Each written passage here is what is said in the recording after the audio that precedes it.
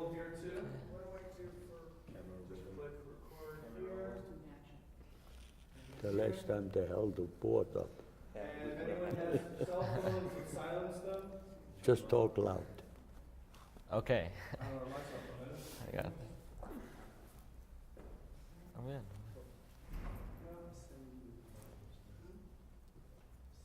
Okay. So we're rolling, call it. Names, not numbers, Walter Spiers. Action. Hi. Good morning. Good morning. My name is Rafi Feig, and I want to just thank you for coming here today to help to interview for the Names Not Numbers project. What's your name? My name is Walter Spier. When were you born? October 17th, 1927. Can you describe where you lived growing up? Well, we lived in a small town in Germany, but I was the youngest of 5, and I was born in Marburg an der Lahn. Can you describe your family a little bit? Well, my father was a cattle dealer, and also he used land. And when my grandmother was alive, we had like a store in the house, and she sold goods to people when they came. Do you remember some examples of what she sold? Well, actually, like I said earlier, I was born in 1927. When Hitler came to power, I was 6 years old, so I really don't remember much in the early days, but I went to public school, and all my siblings, they were in different towns. My oldest brother, since we also had land, farming, he learned farming. My sister went to a relative of ours working in a store. My other brother went to a Hebrew school in Bad Nauheim, and my brother next to me in age went to Frankfurt in the Hirschrealschule in Frankfurt.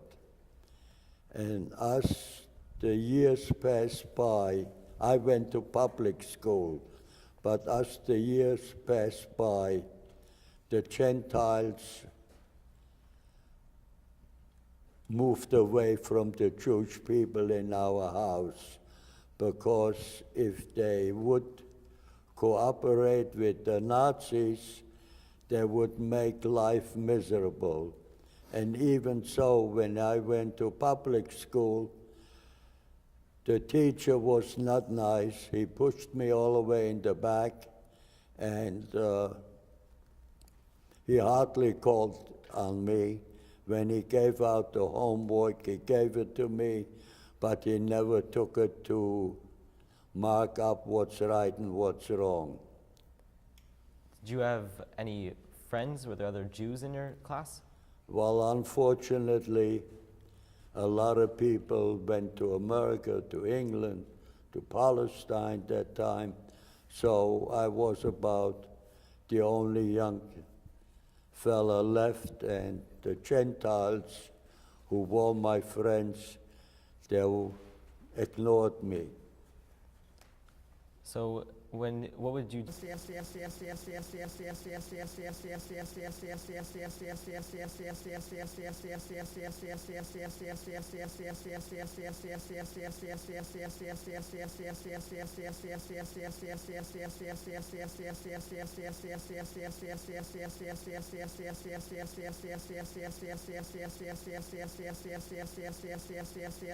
Bad.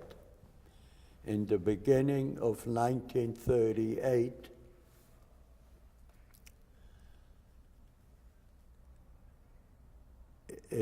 my father couldn't go out anymore to take care of the business. The bank accounts were closed for the Jews. Duct doctors couldn't practice anymore, lawyers couldn't practice anymore. All the Jews who worked in the government houses, they were dismissed, and came in the fall. There was a German who was in France, supposedly was shot by a Jew. Now, not that I want to protect the Germans, which you will find out later. On Monday, before Kristallnacht, a policeman came to my father and said, "Mr. Spier, if the politician dies, I have to arrest you." That's the order from the government. But later on we found out, even when I got older, that was only an excuse.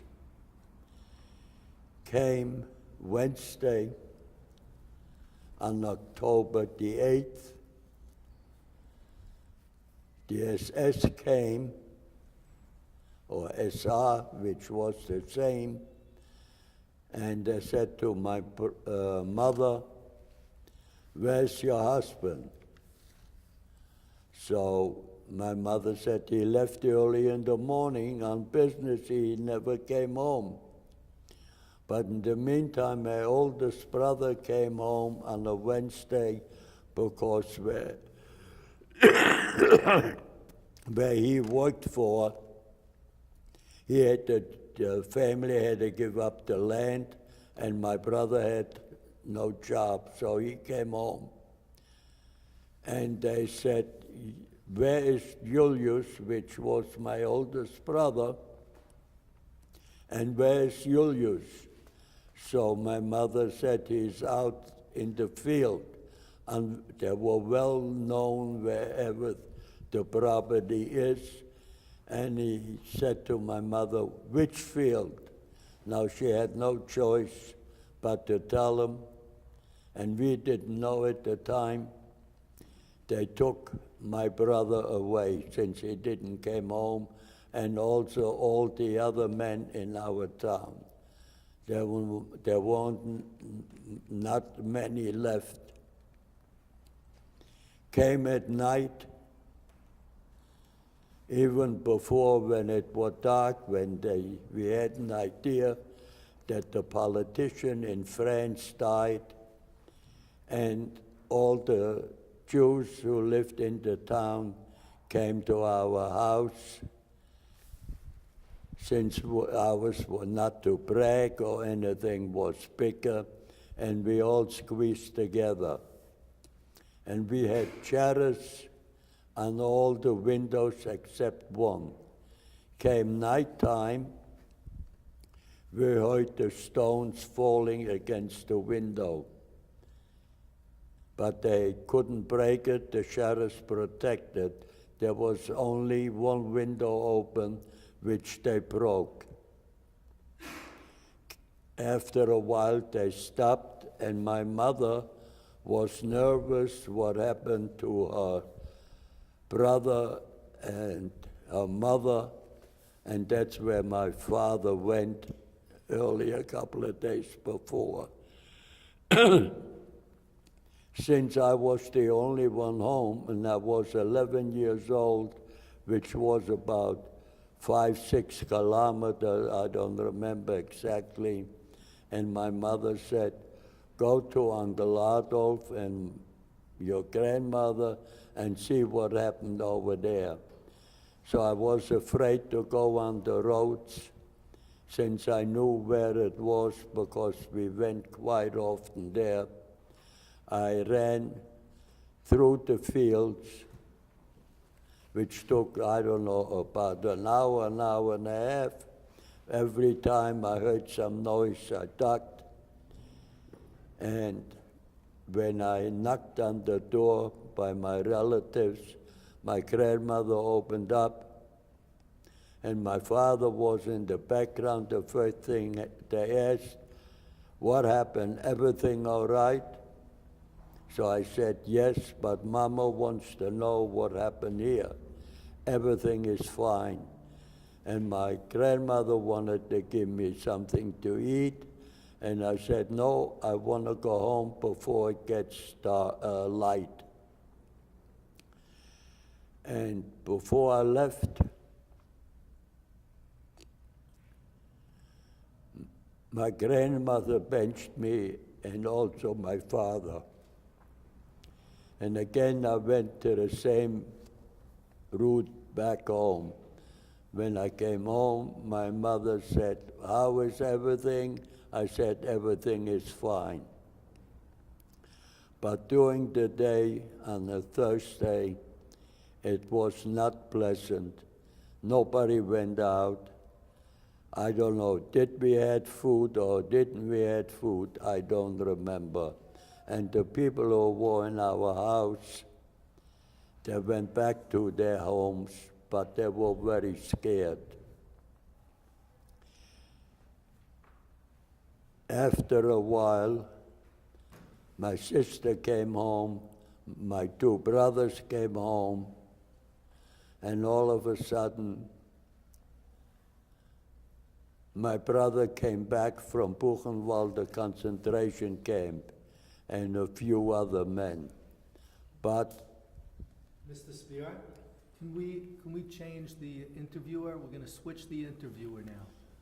We'll switch who's interviewing you. Okay. Okay, we're gonna switch the boys. okay, Check off where you were, or where it should be.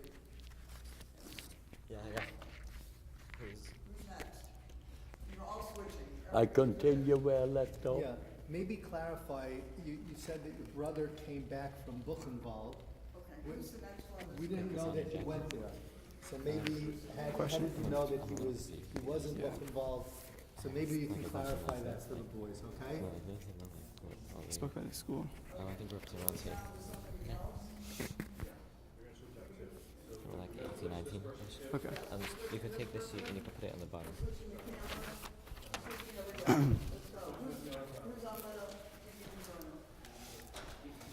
Hi. I continue where we left off. Yeah. Okay, we need the two cameras, the sound, and the next one, the interviewer. Yeah, you're all switching.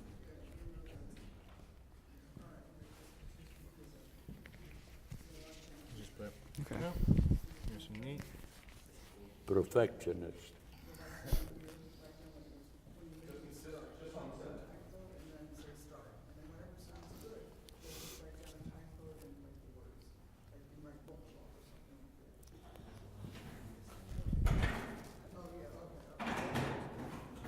First thing he's going to do is ask him, Mr. Spier knows, is then you can ask how he knew his brother was in Buchenwald, because that part of the story we didn't. I can get there. Yeah. Okay.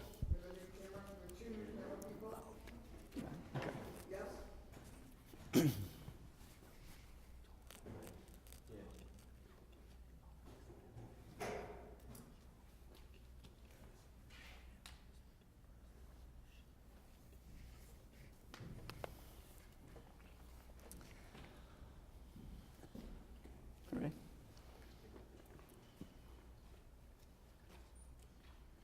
Okay, but your camera and sound, you both? Whose camera? We zoom in or? Each of you is in front of your camera. Can I get anything for you?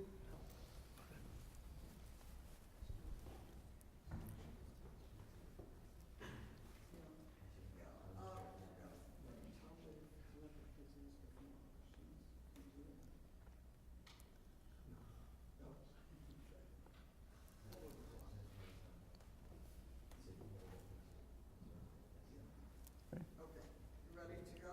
Wait, Michael? Yeah, we're ready. We're still rolling. You know the loud there.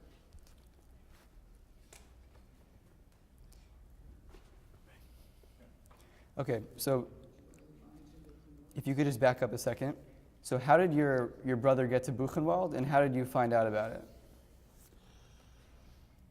Well, when they took my brother, we had no idea where he went. But all the men, we found out all around, all the Jewish men, after a certain age, they took him away. We had no idea where they went. And nobody could tell you, the SS wouldn't talk, nobody. If that was a concentration camp, we found out later. When my brother came back from concentration camp and he told us the name Buchenwald, and he says, there's only one hitch. I gotta leave Germany within 3 weeks. And then we found out the Jews organization, like the Hayas, they notified us, they sent us letters that there is such a thing as, I'm sure you heard of it, a Kindertransport. So, and they took from each family 3.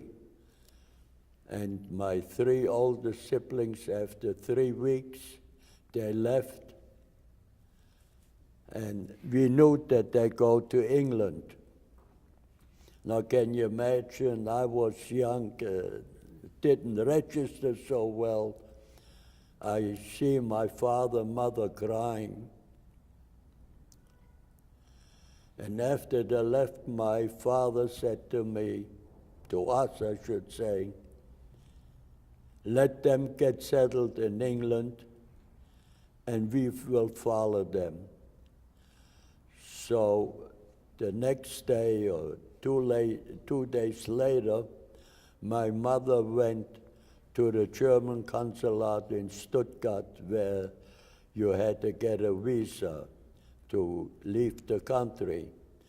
But the quota was so high for the Jews, it was impossible to leave. A couple of days or a week later, my brother next to me in age went to Frankfurt, and I joined him, and we went to school in Frankfurt am Main. Why Frankfurt? Why Frankfurt? Frankfurt am Main, yes. Why'd you go to Frankfurt? Because that was the only school where the Jewish children could go. The others were further away, and this was the nearest from our hometown. And they called it the Waisenhaus, that was called like an orphan home. But after when that started with Kristallnacht, it wasn't an orphan home anymore because other children from the neighborhood came there. And we went to school. The first couple of days, it was all right. But after a while, we had to walk about a 10 minutes walk from the home to the school to the Höchstrealschule. I'm sure you heard about it. And as we were walking, we were about 60, 70 boys and girls, and the Gentiles were waiting for us. They used to throw stones at us, and we kept on running, and as we got along, weeks later, it was impossible for us to go. But even so, a lot of teachers left to America or England or Israel. We don't know where they went, but they left with their children, and the school got smaller and smaller. And the few teachers who were left tried to teach us in the home, but which was not a pleasant thing. By that time, I was 12 years old, a little 12 and a half or so, since I was born on Shana Rabbah, and my pastor was voracious. The teacher who was left taught me the Sidra. And after a while, we couldn't even stay there. We went back to our hometown, and which was not a pleasant thing. We couldn't go out. If you went out, the Nazis would have been stoned or hit us.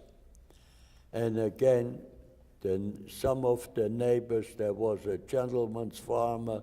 We have a garden, and his garden was on the other side. And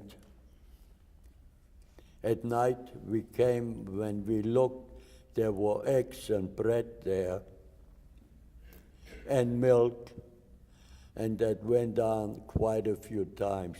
And straight ahead there was a fence, there was another farmer, and I must go back.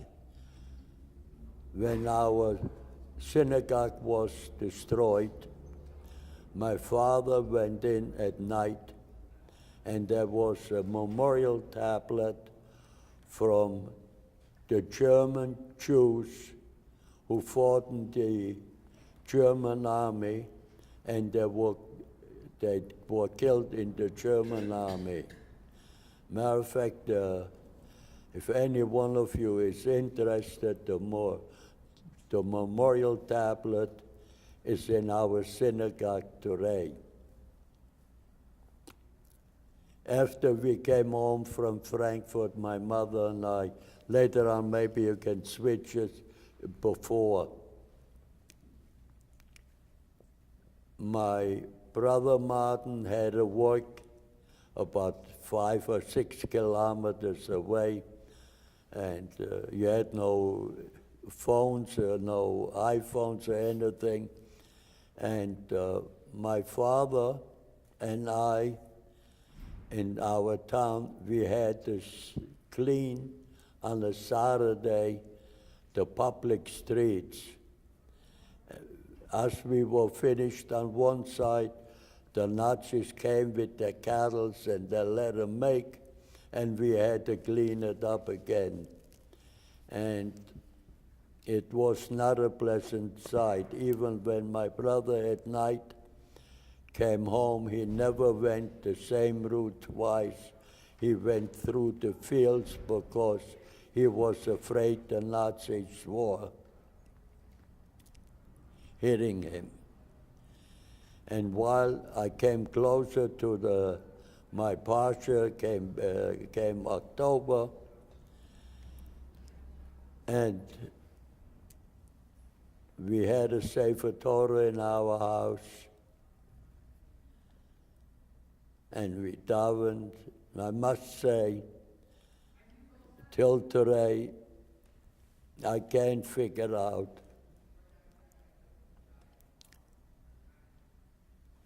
who the 10th man were per million. I started to lie in the Sidra, even so the postmaster was a big Nazi. He knocked on the door and he gave my mother an envelope. And that was an envelope, a telegram from Jews who was taken away. Nobody knew where they were going. Then a couple of weeks later, my uncle, where my father went before Kristallnacht, they took him away. Since they didn't take his mother, which was my grandmother, my mother, and my grandmother's son, they were brothers and sisters, and they didn't take my grandmother, and our grandmother came to us. As we get closer, we had an idea eventually they're going to take us also. My father also fought in the First World War, which we still have pictures which my siblings took along when they went to England. Sure enough, a couple of days by, the same policeman came who warned my father and said, Mr. Spier, I hate to warn you, but in a couple of days, they're going to take all of you away. You can take one suitcase or one knapsack, I don't know exactly. So we did that, and sure enough, where my father and I had to clean the property, we had to line up, and we all got on a wagon, on a truck, and he pulled away, and he drove us to the nearest railroad station. Sorry, why did the policeman warn you? Why did the policeman warn you? Because he got the orders from the SS to tell us, every Jew, even so they all came in our house, so they were all close together, and he warned our parents. Like he said, like I told you, he was a good man, but he had to follow orders. Wouldn't he follow the orders, they would have taken him away too. So we came to the nearest railroad station, and we saw trains standing there, and a lot of Jews are standing there with their suitcase and knapsack. And as the people went into the cattle cars, we came our place. We went into the cattle car. We were standing, squeezed together, and they closed the doors, and we had no idea where we were going. There was no toilets, there was no food, and like we had once on a Kristallnacht, J.J. Schechter speaking, and he said, if you weren't in it, you won't believe it. And we had no idea where we were going or how long it would take. There was odor in there. People fainted, some of them passed away. After a while, we landed up in Theresienstadt. Mr. Spier, I'm going to stop here 1 second, that we can switch again. Okay, who's the next interviewer? Mr. Spier, could you also let the boys ask you some of the questions? That would be great. Who's next? Joe, the questions are going to be about Theresienstadt. Where are you? You have a- Yeah, Okay, Mark. it's about this area. Okay, great. Shall we start off or No, ask like that? just start talking about, let the boys ask you about Theresienstadt and, and answer, a little bit more, answer their questions, because they prepared 70 questions to ask. How many? 70. Put it up here. Because we answered some of them already. Shall I count them? Shall I go like that? No. I Oh, must no, say, it's back right. it's very amazing. But I feel like Rabbi Lau once said. He spoke in Florida, and he said, if you want to have a 20-minute speech, You test the go. sound. So we spoke. Afterwards, a woman got up and said, Rabbi, why did God left me alone crying? What was his answer? Doesn't know. What would you answer? I don't know. Because you should tell the world what went down. Okay, the boys are going to ask you questions, and you'll answer your description. So we have here, can you describe, why don't you go back and ask him? Yeah, To what? yeah, go back, what did he take with you to Theresienstadt? You see? the question mark? Okay, so, he's gonna go back a little bit. He wants to ask you about, getting on the train and then everything else. So loud and clear. Yeah. Got it? Okay, guys, Just you ready? speak loud. Everybody's in their post? Who's here? And the person on the DVD burner knows what to do.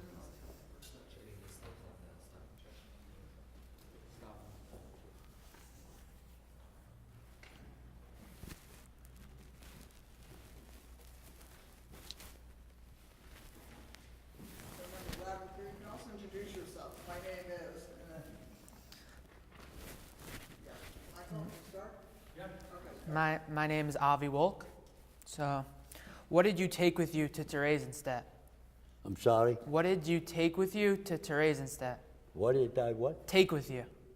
Take. What did we took along? Yeah. The suitcases which we packed as we went on the train, the cattle cars, the SS said, leave them here and you get them when you land wherever you're going. Can you describe what Theresienstadt was like? Well, Theresienstadt is in Czechoslovakia, and it was a small town, and the Nazis chased everybody out, the Gentiles. They chased everybody out. They took very little along. My parents, again, went one way, and my brother and I, we went the other way. And they went into a small house. I don't know what it was, up and downstairs. There were maybe 3 or 4 rooms, and they pushed 2 families into one room, and we couldn't see it till later, because my brother went into one barrack and I went into a building. What was an average day like there? And what was an average day like there? My parents didn't have to work, and all the younger people which weren't in the buildings, they had to work. I worked in the garden. There were for the SS for food and vegetables, and my brother was a repairman for the SS in the buildings where they lived. They had to shine their shoes and so forth and so on. How long were you there for? 22 months. Where was the next stop? Where'd you go next? We were there for, let's say, 20 months. We saw that people disappeared. There were the cattle cars standing on the railroad, and the ghetto, they called it, got smaller. And then also, after a while, they brought other people in from Poland, Hungarian, wherever. And since my father, over Sholem, was in the German army, they kept him back a little while. But it didn't help.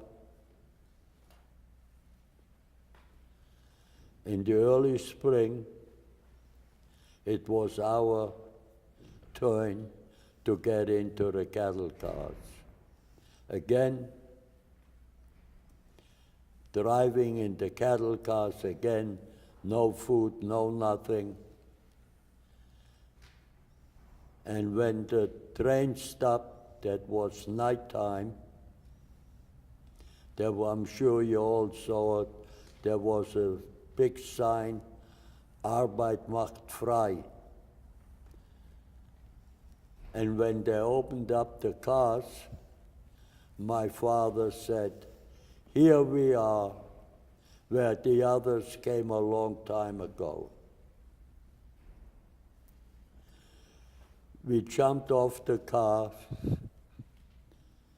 My mother was in the 40s, my father in the 50s. They could jump off, or we helped them off, and some of them couldn't jump, elderly people, like grandmother. We helped her off, and we saw the big lights, and dogs running around and yelling, schnell, schnell, schnell, fast, fast, fast. And there was a man standing there with his hand into his shirt or coat. He went this way or this way.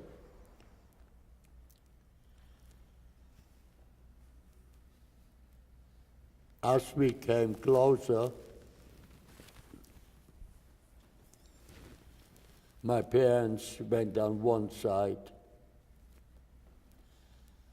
and as we were close together on the gates, my father said to us, I thought my brother was next to me, or he was next to me, I was next to him, I don't remember. And he said to us, your mother and I won't make it, but you will make it. And after the war, if you make it, go back to our hometown. Sure enough, a second later, they start marching, and I start marching, and I look, my brother isn't there anymore either. And here I'm standing, a young teenager, 14 and a half, all alone with strange people. And as we were walking, I saw the elderly people walking, and I saw my parents, and I wanted to run over to my parents. And an SS man came,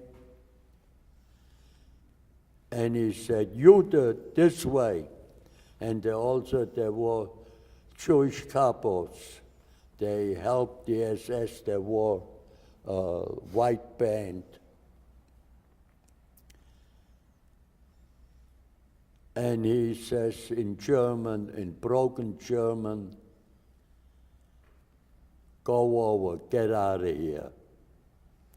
And as we were walking into the barracks, there was some other people, inmates there. And as I walking in, I don't think, maybe we were only 5 or 6 young fellas walking in there. And my brother, we were split up already. And they started me beating up. I thought they were beating me up. Even that fellow with the white band hit me.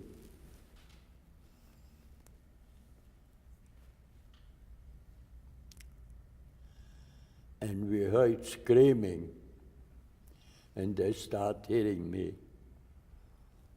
but not hard. We heard screaming, and I smelled smoke. But still, it didn't register. Couldn't believe what went on. As came daytime, they called it the gypsy camp. Zigeunerlager was empty. And that fellow, the couple with the white band,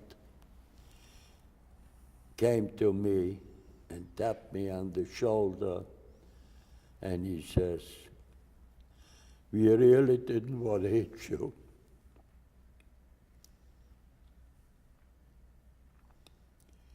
But the Zigeunerlager was empty. And he told me where we went, where they went. Here I'm standing with strangers, Nobody dares. Forget about it. I knew it was gone. Regardless how much I talk about it, it always comes back to anybody you talk to.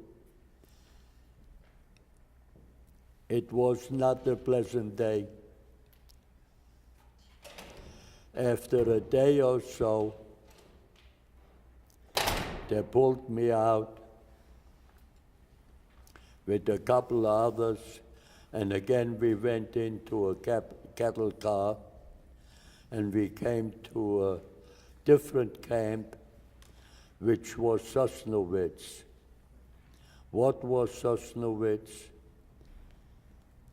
As we walk in, we saw other inmates walking away, and we walked in.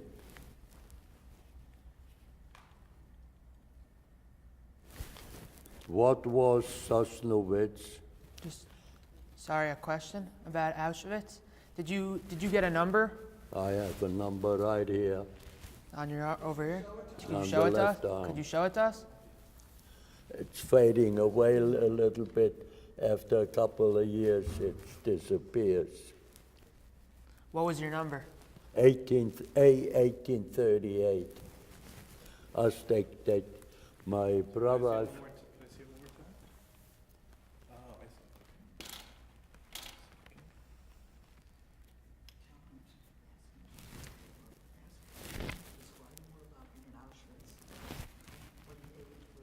You got it? Yeah, thank you. So can you describe what was it like at Auschwitz? Like, what did you eat? Where did you stay? I'm sorry. Can you describe what you did at what the conditions were at Auschwitz? In Auschwitz, we thought Theresienstadt was bad, but this was 100 times worse. Number one, I knew I lost my parents, and I wasn't very long there, maybe a day or so. There were huge barracks, a lot of inmates, and most of them didn't work, and those who worked, the railroad station and all, and they knew already that barrack where I'm in, they're gonna take them away. So sure enough, like I said earlier, we started to work. We came to Sosnowitz, and we saw again a huge place. You want to? How long were you in Auschwitz? Maybe a day.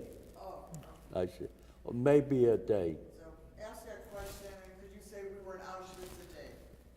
In Auschwitz, we were one day, maybe. Why did they take you away from Auschwitz? I'm sorry? Why were you there only one day? Because they had to make room for the next shipment to come in, to clean the barracks out. Those are like a transit place. You were in that barrack, you didn't stay long. They shipped you to different camps where you had to work.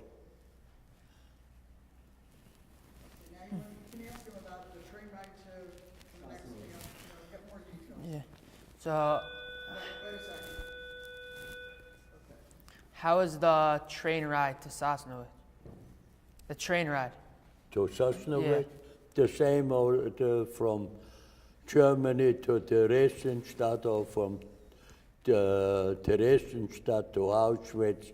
The only difference was when we went to Sosnowitz, there were no, I don't know, I think the age was maybe like me, younger, not too many either. The eldest were maybe 40 or 50 years old, so they could take it better. And we were only on the train, which was also in Poland, maybe a half a day. Okay, you know what, Mr. Spier, we're gonna switch again, and who's the next interviewer? And you wanna show up, find out your question. And also explain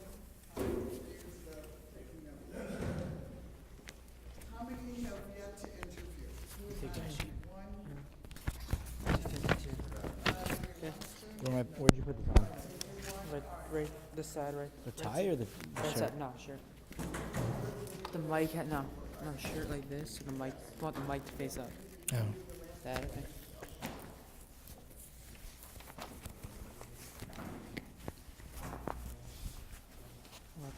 Only for you.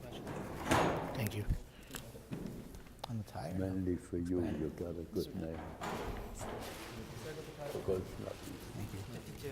What do you do with that? the night before I Sauce couldn't much, sleep at all. In the spring up in SAR. And always say no more, but I can't say no.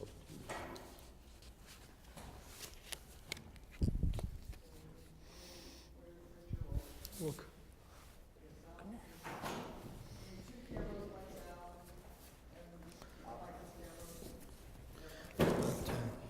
I should ask him what he did at Sandwich.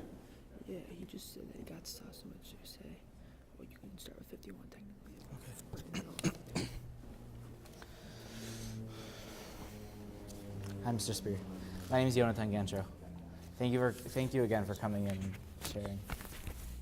Please start with your name is, and then On the camera?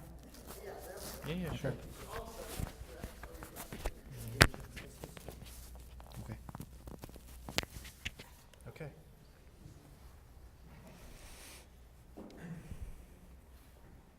Begin?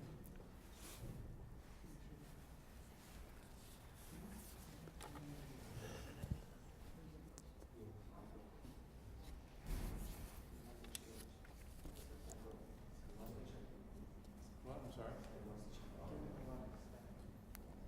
Oh, it's that? Was it when I was moving the mic? Yeah. I'll hear it in a sec now. No? Good? Okay. Ready? Yep. Okay. Hi, Mr. Spier. My name is Jonathan Gantro. And can you just continue a little bit? Can you describe what a day was like in Sosnovich? Could you describe a little bit about what you did there and what a In day was like? Sosnovich? Yeah, thank you. When we came to Sosnovich,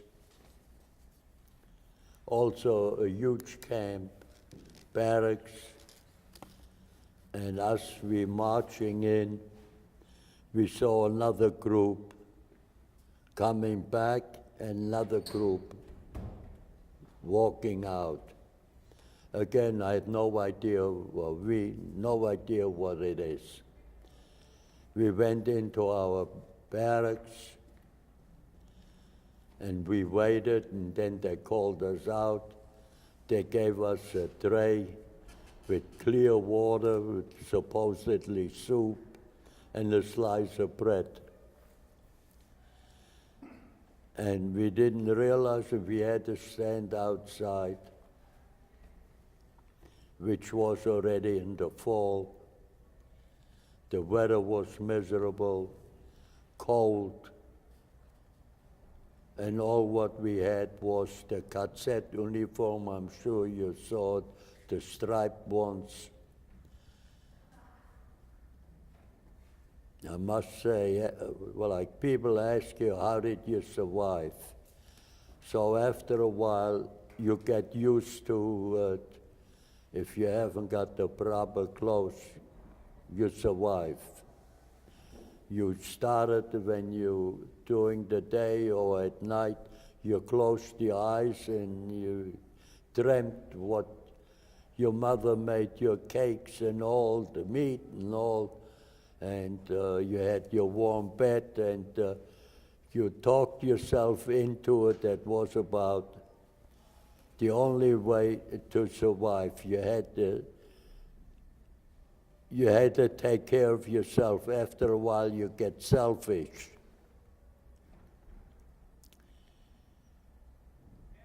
And when we started to walk again, we saw a huge building, and as we were walking in, we saw other inmates leaving, and they told us what to do. There were sheets of metal, and they brought it over and there was a big oven. Some of us had to bring the sheets and gave it to us, and I had to take them, or we had to take them and put them into the oven, and there was like a tongue. You had to push it together and make it round. Then later on we found out that was bombs they made. And if you didn't do fast enough, or if they didn't bring it fast enough, they were always, they were not German SS, they were either Polish, which were worse, or the Ukrainians, which were worse than the Germans. Not that the Germans were angels. And even when we went into the Sosnowitz, when we walked into the camp, who's next to me, SS-man, Wolf, I found out later, I had no idea what his name is. And also, again, the capo, Youngler. And they said to me, and even the German, since I think I was about the only German Jew on the line, and he used to whisper to me, hold on, hold on, hold on. And we worked in the Sosnowitz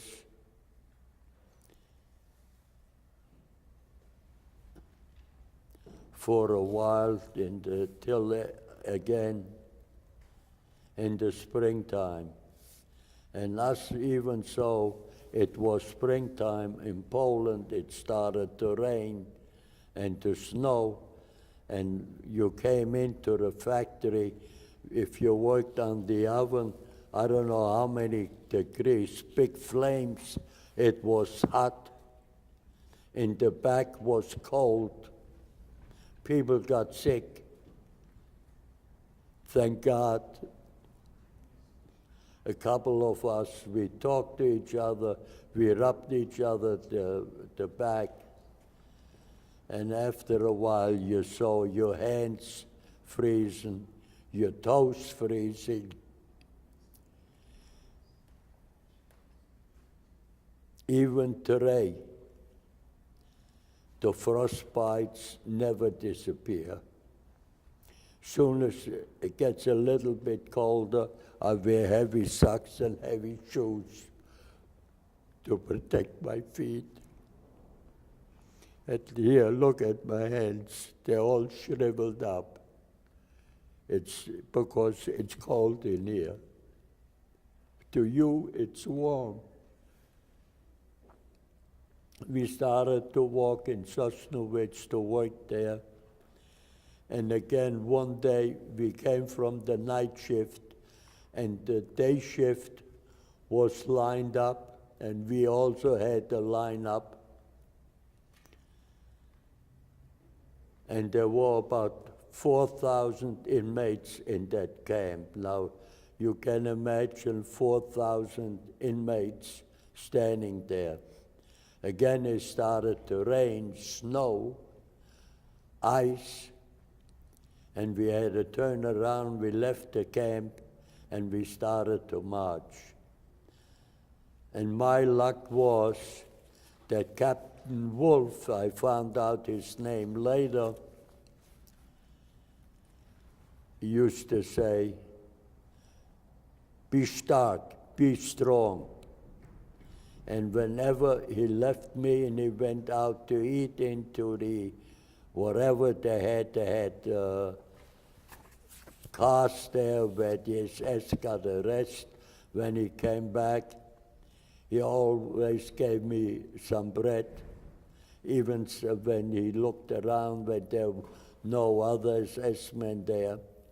Why did the officer help you? Why did he choose to help you? Why? It's a good question. Like I said earlier in the interview, I was the only German Jew, and he also was German.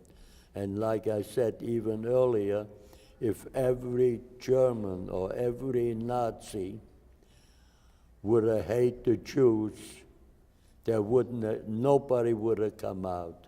Nobody would have come out. And he was a good guy, but if he wouldn't have joined the SS, they would have made it miserable to their family, and even some of the Gentiles, they wore a red star, a red patch on their outfit. So they knew that he was not a good man. He wouldn't follow the SS rules. So certain things he had to do, but he also wanted to make up where if a German Nazi was good, he was good. But if you take him from the Est, the Polish, the Ukrainians, even the French, even if they talk to you nice, if you turned around with the guns or they had the bayonets, they used to stab you. You couldn't trust them. After a while, you found out. Even some of the SS, when they came to you and they gave you a wink or they gave you a smile, you knew they were sincere. Like I said, all the other countries you couldn't trust at all. The West war, the Polish, like I'm sure you heard, like people go to Poland, you have mass graves there where they're lined up, they had to shuffle their own, which they didn't know. They had to make their own holes, and they had to line up, and then they shot them, which they didn't do in Germany. We found all those things out later. I'm sure you saw some of the films. There is the Reich brothers who were in the underground, Jews from all over. At night, they used to go into towns and they used to steal to keep some of the Jews alive. Because let's say there were Jews in Poland or in other Russia, White Russia, they pulled them out and they put it into the underground. And coming back to Sosnowitz, to march, as we were marching, we saw tanks laying on the side, inmates laying on the side. That wolf, if he looked at me and he saw the shoes are going worse, they're going rotten, he took shoes off from a dead man. And you put them on. Like I said earlier, you gotta be selfish. We had no idea again where we were walking. All we knew, the line gets smaller and smaller and smaller. Maybe it was 20 or 30 degrees, and you walk just like the material like your shirt. When it rains, it gets wet. A lot of times when it started to snow, you catch the snow and you put it in your mouth so it melts, so you won't get dehydrated. And we walked and walked, and they took us a small, also again in cattle cars, not long.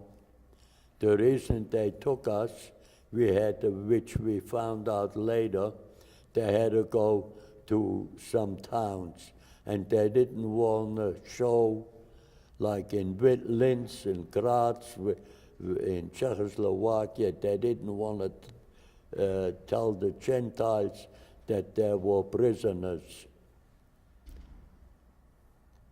As Mauthausen is on the hill, Can we just switch, we're gonna switch here before you talk about Mauthausen. You're next.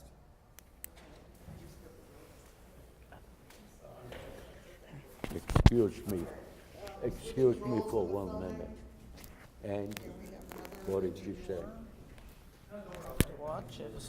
If it continues. How long to continue? Somewhere around, probably 57, Huh? 58. And What, somewhere? Start 57, did you put the stuff So in? listen first, okay? 'Cause- Thank you, Mrs. Stewart.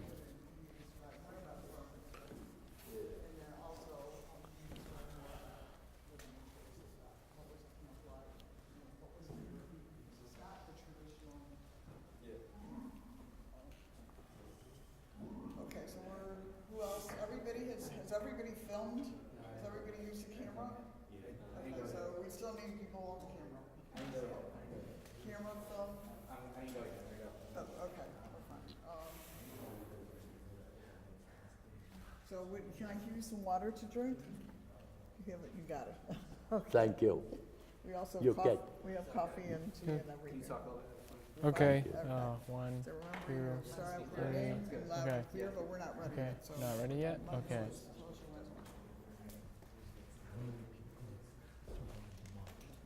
Not up to much yet. Okay. I'll write that down, but not up to much yet. Okay. My name is Zakai Notkin. It's an honor to meet you.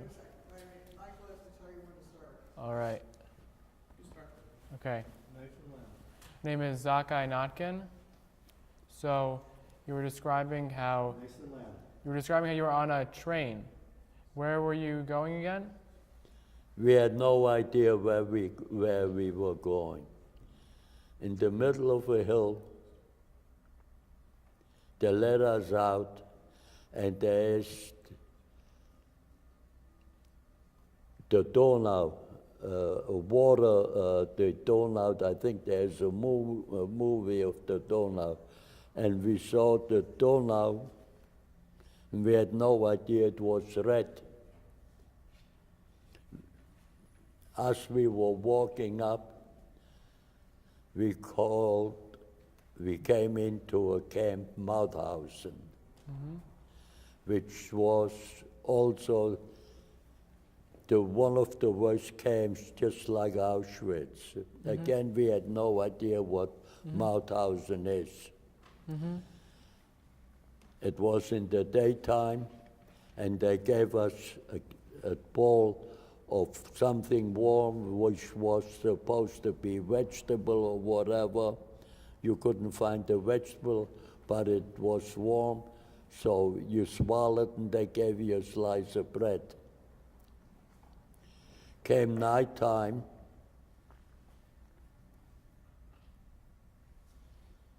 we went into the bunks. There were double bunks, which I didn't know at the time was dark. Later on, when we went, it was an SS man, a young guy. And as I walked into a room, there was like a block similar to that, only a little wider. And he says, "Put your hands over here," in German. "Sprechen Sie Deutsch?" You know, you speak you German. I said, "Yeah." So he told me in German, "Put your hands down," and they strapped you. And they did the same thing with your feet. Why did they do that? We landed in Mauthausen, maybe with 400 out of 44,000. Now you can imagine. I tell you how we know about that. He put me into the room, one SS man on this side, another one on the other side. They wanted to find out that I'm in better shape than the other 400. I didn't know how many survived. And they hit me one this way, and they asked me, how did you survive? I didn't answer. And again. And while I was in there, we heard like something was ringing.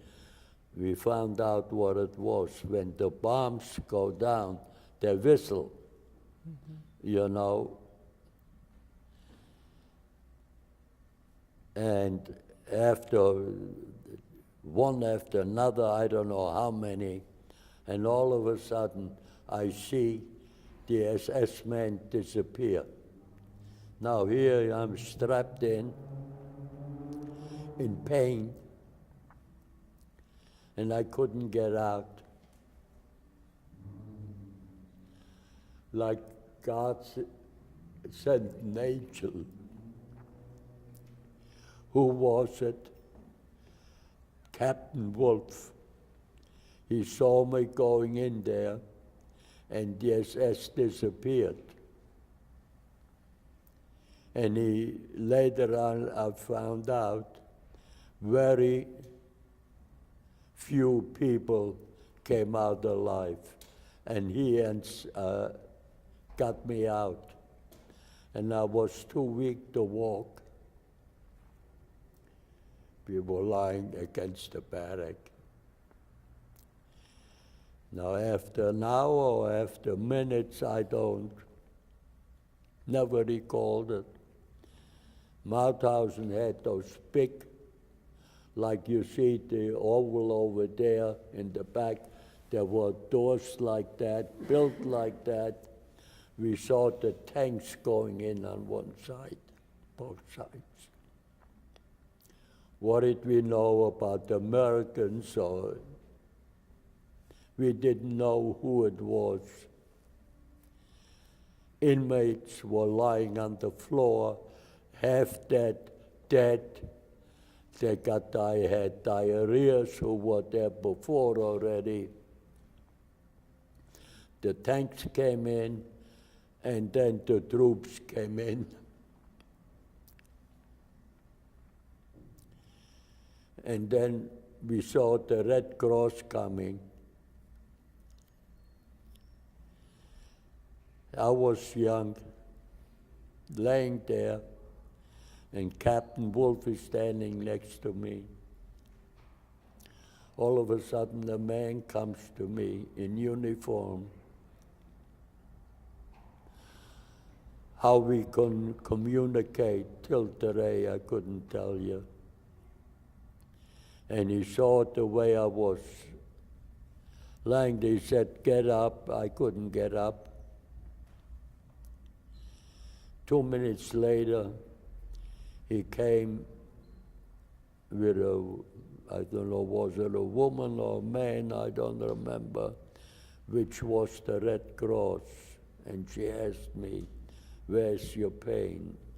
And I showed her my back. And she wiped it off. I don't know, she put cream on, I don't know. She bandaged it. And that same soldier came with something warm, heavy.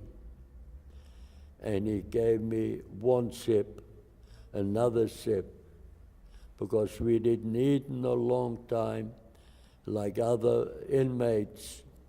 The Red Cross, they came in with cars and they brought food and all.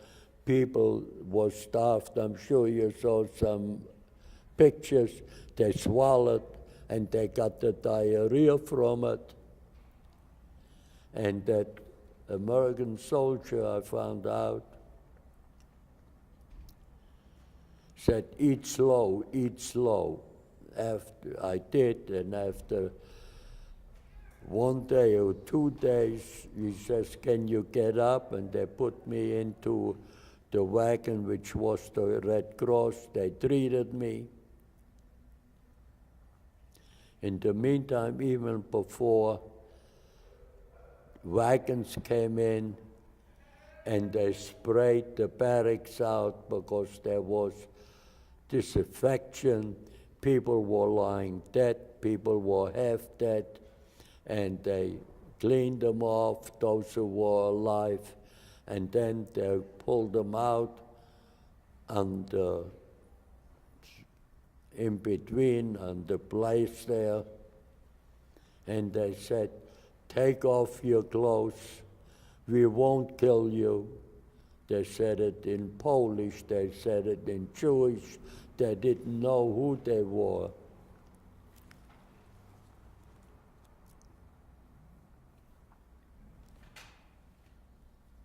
And what did they do? They sprayed them, they took their clothes off, they came with the SS, they let the SS pick up the clothes, and they brought us clean clothes. If they fit or not fit, if the shoes didn't fit, we wore.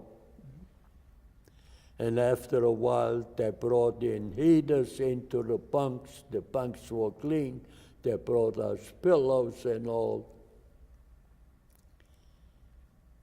And after a couple of days or a week, I found out, I asked the name, it was Captain Levy, an American soldier.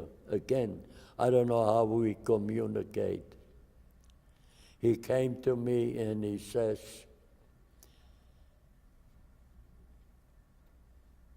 tell me, tonight we gotta pull out and the Russians will take over.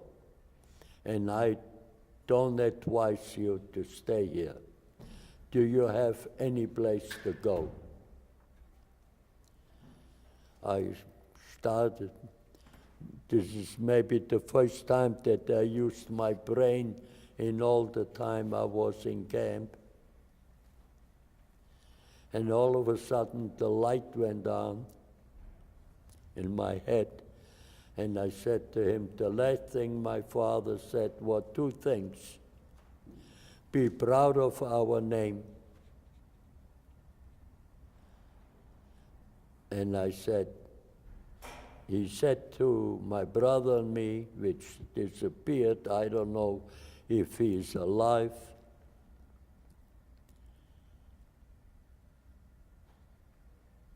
any place where you could go. So I said to him, yeah, that's what the last my father said over. I told him, go back to our hometown.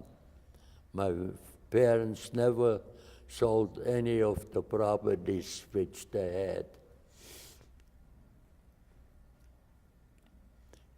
So he says, where is that? And I explained it to him. So he took me in his jeep with a knapsack full of food, chocolate, bottles of water, or I don't even know what it was. And he drove me in Graz to the station, railroad station. Don't forget that was right after the war. Houses were bombed out, and was not, we didn't care. And he brought us to that railroad station, and he says to the conductor, where you going? So he says, to München. So he says, that's not where that man wants to go. And he told him, I told him where I want to go.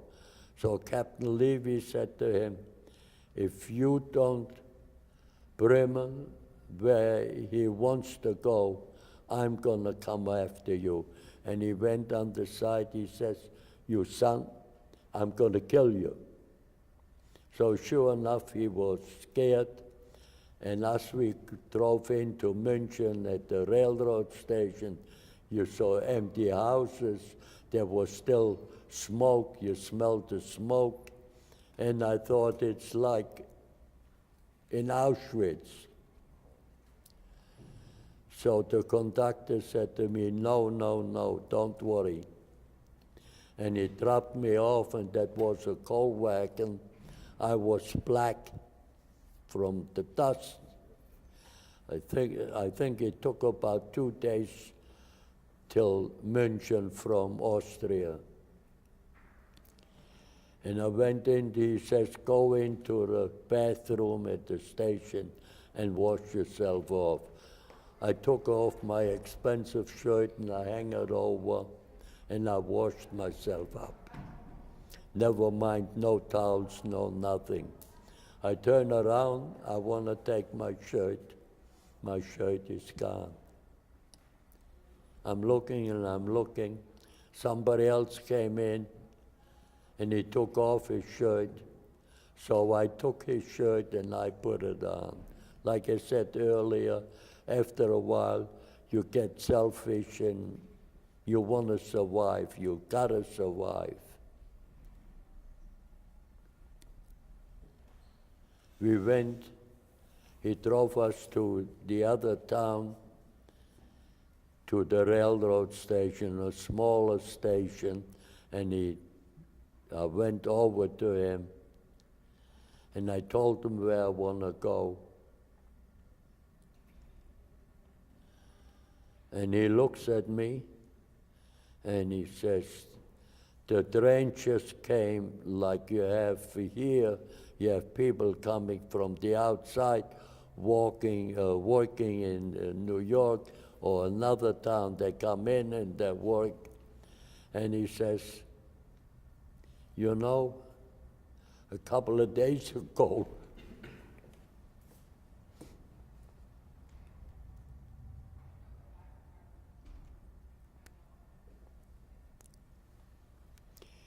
there came a Judenjung, that means Jewish boy, the same way, wanted to ask the same questions. And I figured out it's my brother. I didn't know early I didn't know, was he alive? He didn't know I was alive. He says, but the next train will go at 4 o'clock in the afternoon. I didn't want to wait till 4 o'clock. I started to walk. I knew it's about 5 or 6 kilometers, and I thank God I was a little bit strong. I started to walk. When I came to the nearest town, was early in the morning, I saw a bicycle standing there. I took the bicycle and I started to drive, and I came into our town, and I knew where my parents' house is and all. And I knock on the door, and a woman opens up the door.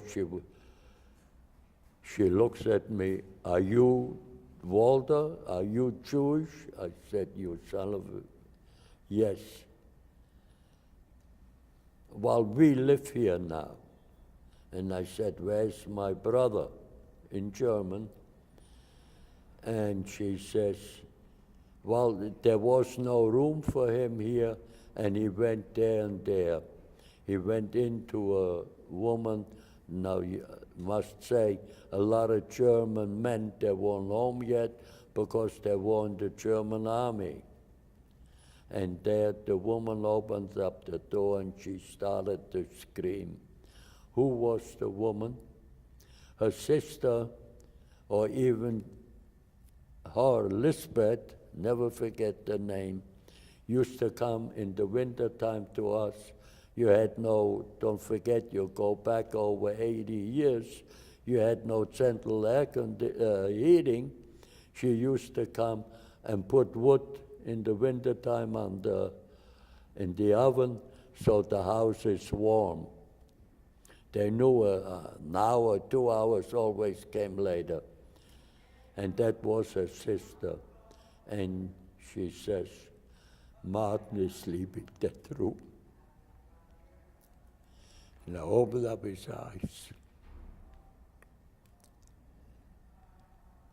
Again, he didn't know I was alive,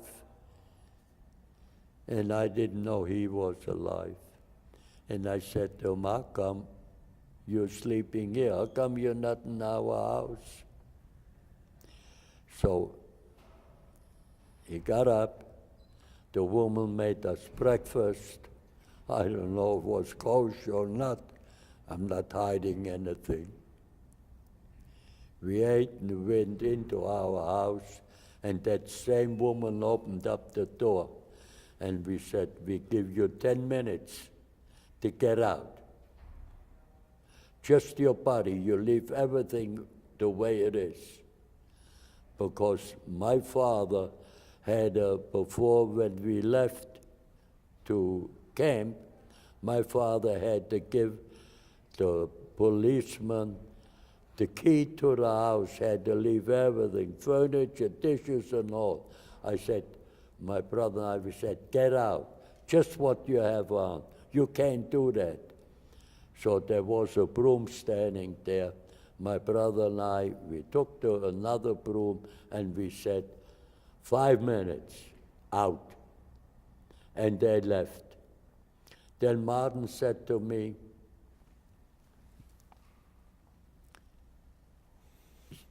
a family from our hometown moved to America.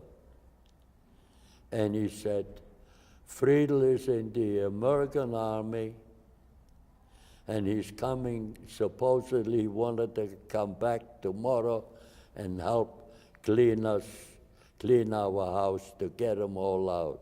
Sure enough, Friedel came, but at that time we had them all out already. Friedel left and came back. Also, he brought us from the army whatever we needed to eat.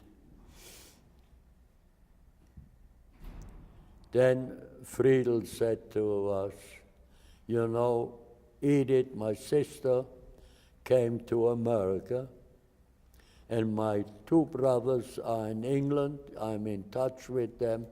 They're in the British Army.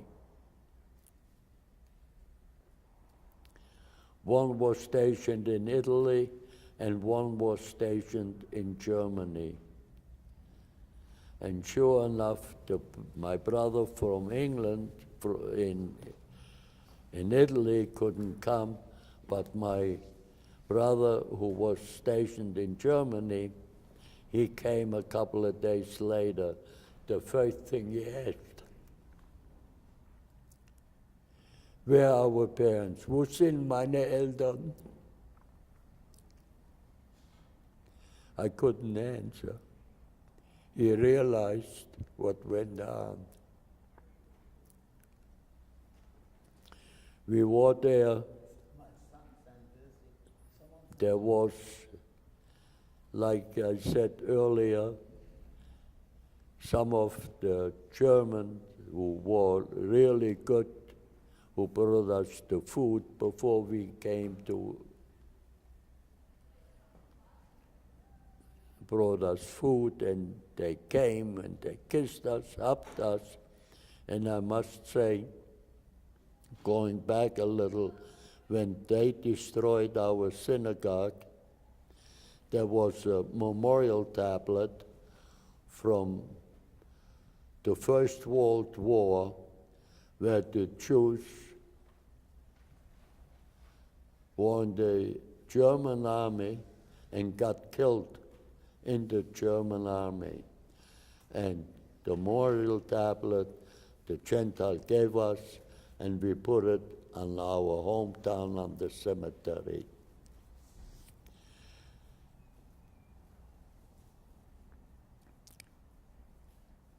One woman from all the people, from all the train, one woman survived from our hometown. And Friedel and my brother, they brought her food, vegetable and all, and she cooked for us. And we went, there was the Jewish organization, they gave you money to buy some clothes and all. Whenever you went into, we went into one store, a clothing store, they recognized us and they gave us clothing but they never charged us for it. And Friedel said to us, "Are you going to stay here?" So at the same time, my brother and I answered, "There's no future for us here." There was nobody around, no Jewish people, no nothing.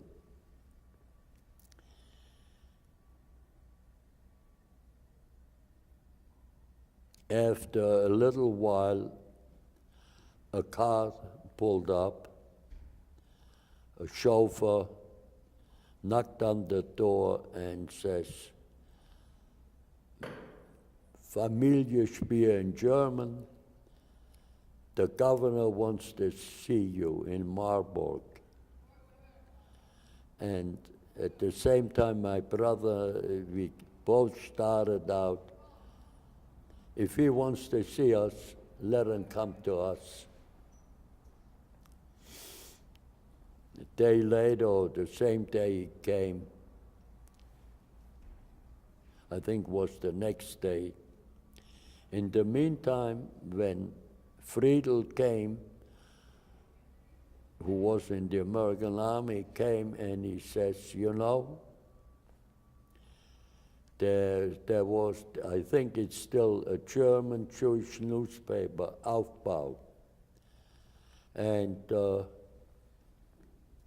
he said, "There's a Captain Levy who wrote in the Aufbau that Walter Spier," I didn't know who's alive, "is looking for his siblings." And my sister worked in a glove factory, I don't know where it was, downtown someplace. A woman came, and there were only girls working there, and she said to her, "You know, what is your brother's name?" One of them. So she says, "Walter." There's an ad showed at the Aufbau. He's looking for his brothers, because I knew already, that my parents didn't make it. So the next day we went to that governor, whatever he was, and he says, "I heard you want to leave Germany. Why don't you stay here, start your family business?" And again, my brother looks at me and I look at him. Again, we said, "Where were you when we were deported? You can take your Germany and shove it." And we walked out. He ran after us. He even came, he sent somebody that he gives us an unlimited bank account just to start my father's business, but we didn't listen to him.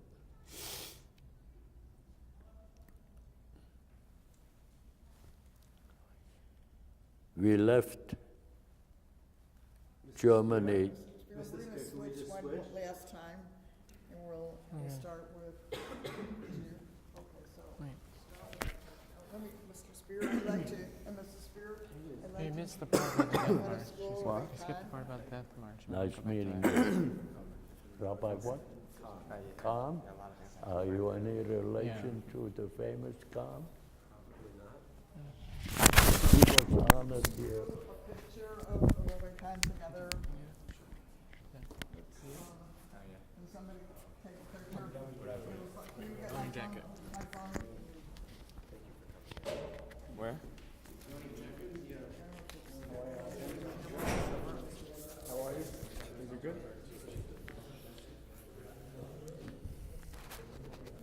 Both of me? You notice? Let my wife get in the picture. Carla. Wherever I go, she goes. That's why you're happily married for so many years. This is close enough for This is good. Close enough for Where? Right.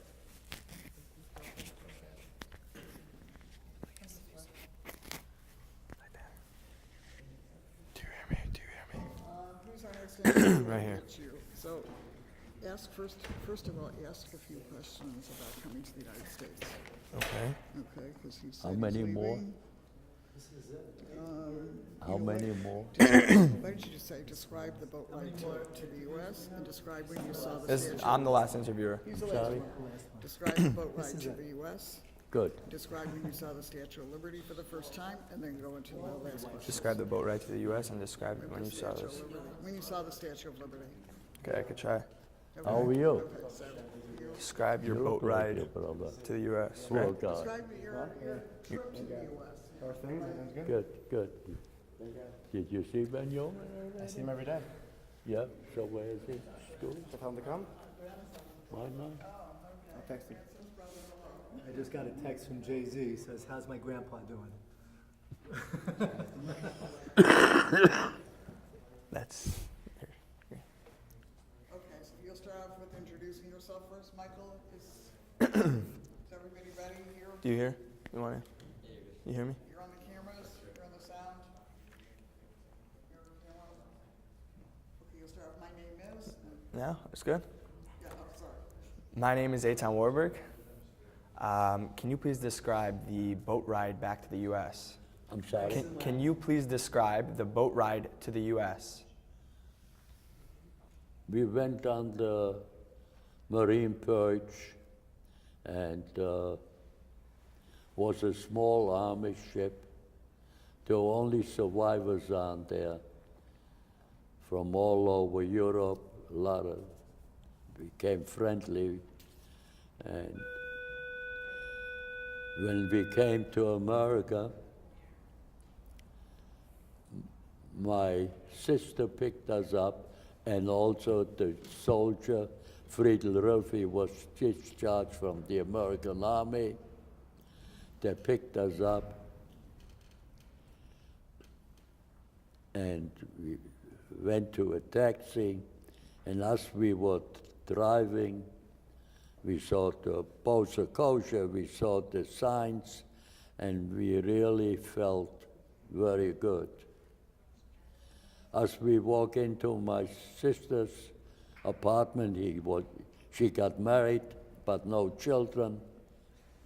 And we look around, we see one-bedroom apartment. Martin looks at me, I look at him. Where are we going to sleep? Here we left, I don't know how many rooms, 6, 7 rooms in our house. What did we do? One night, I don't know how, my brother slept on the couch and I slept on the floor. And the next night, we used to switch. And we were looking for work. We had no money, no training whatsoever. And that Friedel, who was in the German army, he worked for Swingline with staple machines. I think they changed the name now. And he started to work there. And again, I looked in the Aufbau and I found a job nearby on Audubon Avenue, I think 176 or something, in a machine shop. I went there for an interview. P.S. I was hired there, and I made 75 cents an hour.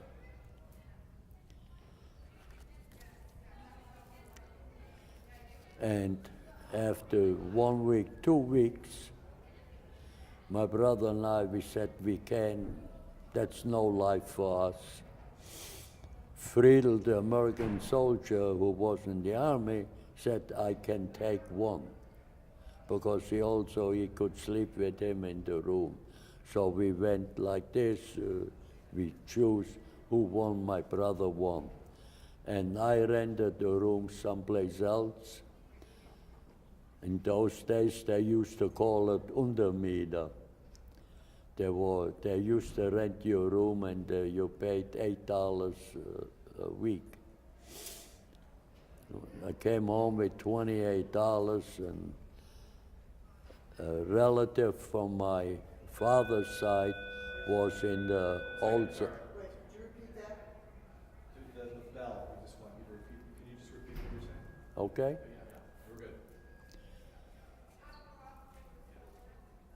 And he says, I can take one of you. So we said, Martin is working, makes $1 an hour.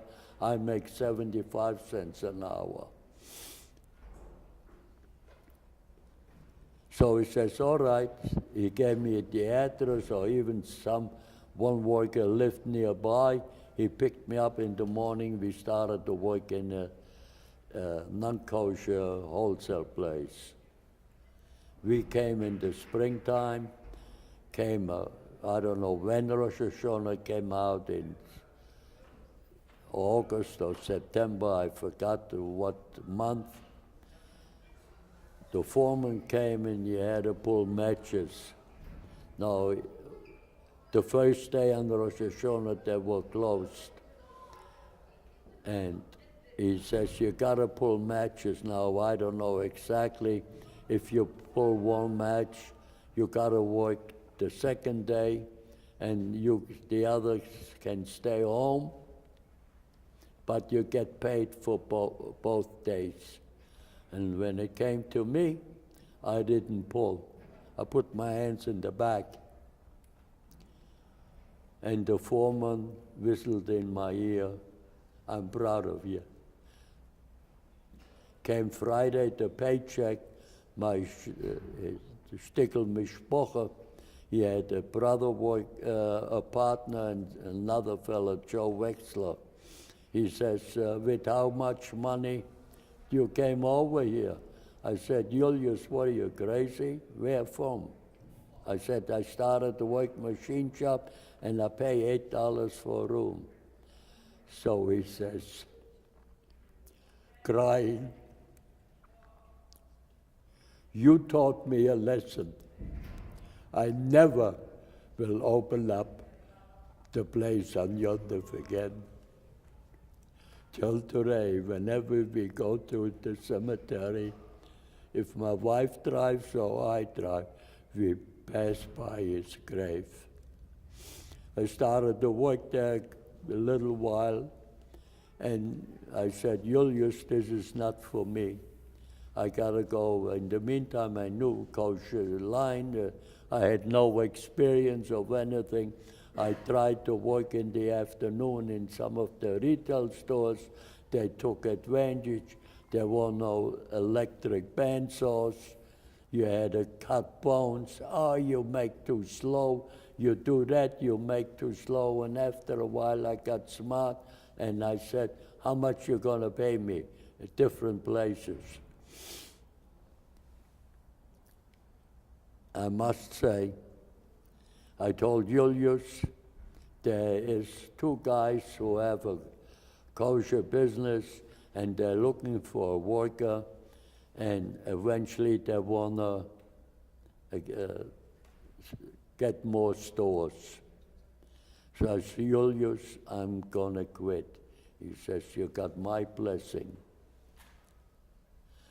And I must say, in the meantime, I met my wife. We're married over 66 years. Rabbi Richter knows my family. And in the meantime, it was very difficult to back into Judaism because, number one, you forgot. But once we got married, we got into Judaism. We became Shomer Shabbos and so forth, and I started to work with the 2 fellas, 2 men, and I started to learn and know English. And we heard there's a shop for sale. The man opened up a kosher butcher shop in a shopping center in Yonkers. And he turned it to kosher, but he wouldn't make out. So we went in there and we got the store next for nothing. And by that time I knew already the only way you can survive is you need a good hashgacha. I'm sure you heard of Rabbi Rosenberg, Alexander Rosenberg. I went to him. even though the people where I worked had hashkocha, but not the right hashkocha. And I went to Rabbi Rosenberg, and he asked me all kinds of questions, and I told him exactly, only faster, what I went through, and we became Shomer Shabbos, blah, blah, blah. So he says, let me tell you, you're going to be the only kosher butcher in Yonkers who don't have a mashgiach. And he got his, and I got his hashkocha. And thank God, we started, and we were very successful. In the meantime, one son was born, the other one was born, and they married two wonderful wives. And between the two of them, we have 5 grandchildren. They all went to yeshiva, some of you know them. And thank God we have 6 great-grandchildren and 1 on the way.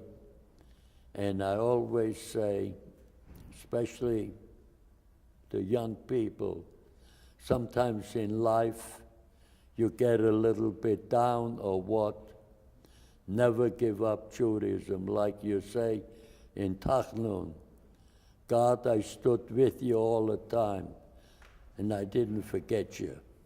Don't forget me. Can you please describe how you felt the first time you saw the Statue of Liberty? I'm sorry? Can you please describe how you felt the first time you saw the Statue of Liberty? I didn't know what it was. You didn't know what it was? Easy answer. Go on. Did you? How did you feel when you arrived, when you landed in America? Well, we were very proud. Can you look at it? We were very proud. We figured we saw. I must go back when I had a room and I wasn't Shomer Shabbos, and I used to go to the synagogue. I wouldn't mention the name. They knew that I came after the war, but nobody had a decency to say, why don't you come and eat with us? Nobody. Today, in our house, we have company, like how many we have Friday night? This week only 1 extra. And Shabbos, because I know what it means to be alone. Mm-hmm. Did you ever go back to any of the concentration camps you were in? When I quit working, my wife told me, that's it. After 44 years, I stopped working. And I said to my 2 sons, I made myself a promise, as little as my brain worked, that someday I'm going to come back. And my wife said to the children, you name us when you can go. So with our 2 oldest sons, I couldn't go to Auschwitz. We went to Theresienstadt and to Mauthausen. And from there, we went into Germany. My wife also comes from Germany. We went to 5 cemeteries. A couple of years later, JC came to us and he says, Grandpa, why don't you take us, Carl, my wife and I. Thank God by that time we had 5 grandchildren. It was impossible to get everybody together. And again, our 3 grandsons, we went the same route. We went to Theresienstadt and to Auschwitz. And I must say, in Malta, if I wanted to go step by step, we would be sitting here tonight till 12 o'clock. As we came to Mauthausen, there was what they call a Steinbruch. when you go on the thruway, wherever you see all the stones, they drill them electric. There, you had to use and chop them off. And the people, the inmates in Mauthausen, had to go down. That's 180 steps. We found that out the other day. 180 steps the inmates had to go down and chop the stones, and the others had to take them off. Maybe if 200 or 300 went down, maybe 5 or 6 came up. When we went with our grandsons, JC, Jeremy and Brett went down into Steinbruch. When the Jews left Egypt, they took a souvenir, right? Yeah. And our grandchildren came back with stones. A suitcase, when we left them here, we went with a suitcase of food. My wife packed up, I don't know if they still have it. You open it up and the heat comes out. And they came back with souvenirs, and we had them shaved down, and we had a tablet put up, Mauthausen and the year. I think every one of our children, grandchildren, they have it in the house or in the thing. And you asked me if I went back, I must say, when they went up the steps, it was raining, and JC says, I can go and change my clothes. My grandfather couldn't change the clothes. He says, don't ever complain.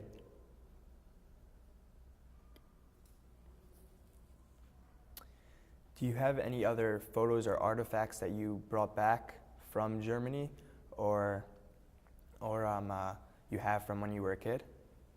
Well, when my siblings left for England, they took pictures along, and also dishes. Do we have any here that we would be able to see? Are there any photos or pictures that, are there any pictures or artifacts that you brought here for us to see, or no? No, I didn't bring them along. I should have. The memorial tablet that's in the shul. The memorial tablet, after a while, when I was a little bit more settled and I was active in Mount Sinai down the hill, we got involved in the shul, we got on the board. I was president only for 10 years. And when before we had the Constitution says there was 2 slates to run against each other. And I said, before you vote for me, on me, there's 3 things before you vote: a Holocaust library, Kristallnacht, and a statue. And I think the vote was 95-5. And if anybody is interested in seeing it, it's still in the library in our shul. And there's also, after I was voted in, 2 guys came over to me, 2 men came over to me and said, what do you need it for? It's never going to happen here. So I didn't give him no answer. I called up, or I wrote to the mayor in our hometown where the memorial tablet was, and I said to him, Mr. So-and-so, can you send the memorial tablet over here? Let me know how much it cost. And He wrote back or called back, no charge, the government picks up the tape. My wife went to Elizabeth along the pier, and he picked it up, and we put it into our library. Still there if you want to see it. And I called the two gentlemen and I said, you see what it says on there? Do you think that those fellas who fought for the German army and some of their brothers and parents died in a concentration camp? They were speechless. And look what happened today here. Mr. Spier, he has a couple of more questions, and the DVD is running out, so go ahead. What was your reaction to the attack in Pittsburgh? What was your reaction to the recent attack in Pittsburgh? I'm sorry? What was your reaction to the recent attack in Pittsburgh?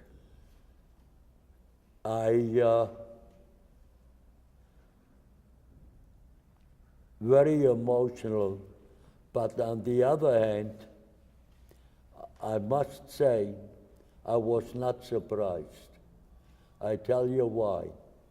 When my oldest son, my grandchildren went to yeshiva, when my oldest son went to yeshiva, and with the first thing, many years ago, there was the Russian-Soviet Jewry demonstration. Sometimes I even had to work on Sunday. I took my two sons and we started to walk on a Sunday for a demonstration. Monday morning, Arnie came to the yeshiva, and the principal, whatever he was, said to him, where were you? How come you weren't in school yesterday? Were you sick and blah, blah, blah? He called my mother, his mother, and he cried, and my parents, my wife, and the children know Monday morning in a butcher shop is a lot of work. They only called when it was important. In those days, it was different.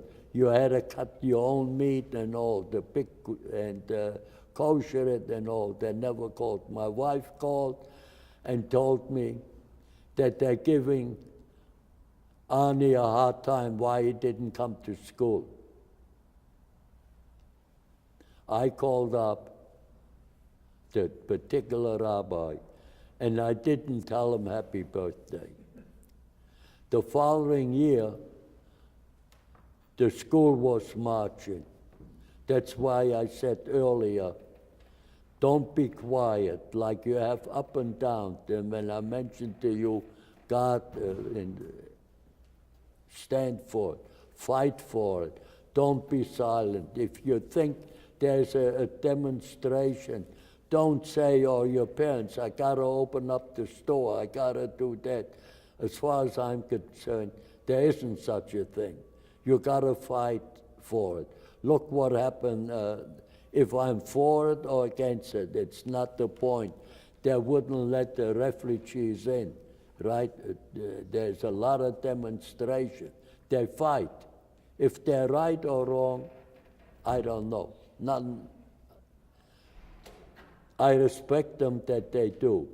When Hitler started off, and when the Jews or even Poland left Europe and they came here and they told them they didn't do anything. 500 rabbis went to Washington and they wanted to speak to Roosevelt. He didn't see him. No others ever went. When I started to go with my wife, and we knew it's going to be hard, it's going to serious, and they had over the couch, they had Roosevelt hanging. And I said that time to Carla's parents, if you want me to come in that house, you gotta take that mumser down. They didn't know that Roosevelt turned the Jews away. Do you see any similarities between do you see any similarities between Germany then and America now in terms of anti-Semitism? Not as bad, but if, like I always say, I'm not worried about me, I'm not worried about even my children or grandchildren, but I'm worried my great-grandchildren, because it's up to you, it's up to your parents. When there is, open up your mouth before it's too late. That was the trouble in Germany. Like I said earlier, Hitler tested. They let the Jews go from offices, from doctors, they punished them. Came Kristallnacht. Was there, you wouldn't know, ask if you have grandparents or so, ask them. Did America do anything? Did they demonstrate? I can't forgive them. I'm sorry. That's me. My problem is I say what I mean and I mean what I say. Did they demonstrate? That Hitler tested them and he figured, look, nobody cares about the Jews. If you could give one message to my generation and to future generations, what would it be? What can I? If you could give one message to my generation and to future generations, what would it be? I just told you, fight. Don't be silent. If you, I wouldn't mention names. They work for some of the Jewish organizations. They should have gone to Pittsburgh with buses and demonstrate. What did they do? What did they do? The Goyim Sioux, what did they do? Look in France a couple of years ago. Happens all over. If you could speak to your parents today, what would you say?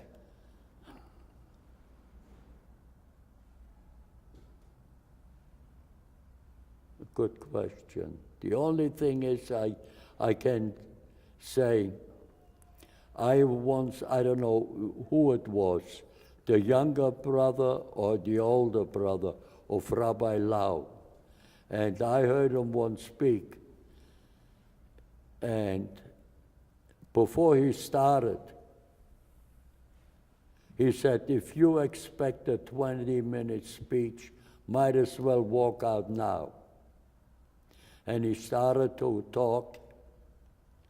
And after he was finished, a woman got up crying. Why did God punish me and left me alive? What would you answer? I don't know. Because God left you alive, because you should tell the world what went on. That's why I'm doing it. You think it's easy? No. Ask my wife. Like they advertise Black Friday to go shopping. I said, stop it already. Black Friday, they go shopping. What did we do after Thursday, the Kristallnacht, on a Friday? What do you think how the Jews felt? Like I said earlier, Rabbi Schachter, J.C. said, if you weren't in it, you can't believe it. When he spoke, you know why he spoke? When we had the first Kristallnacht in our synagogue, I knew Rabbi Schachter liberated Buchenwald. I don't know if you heard about that. And I called him up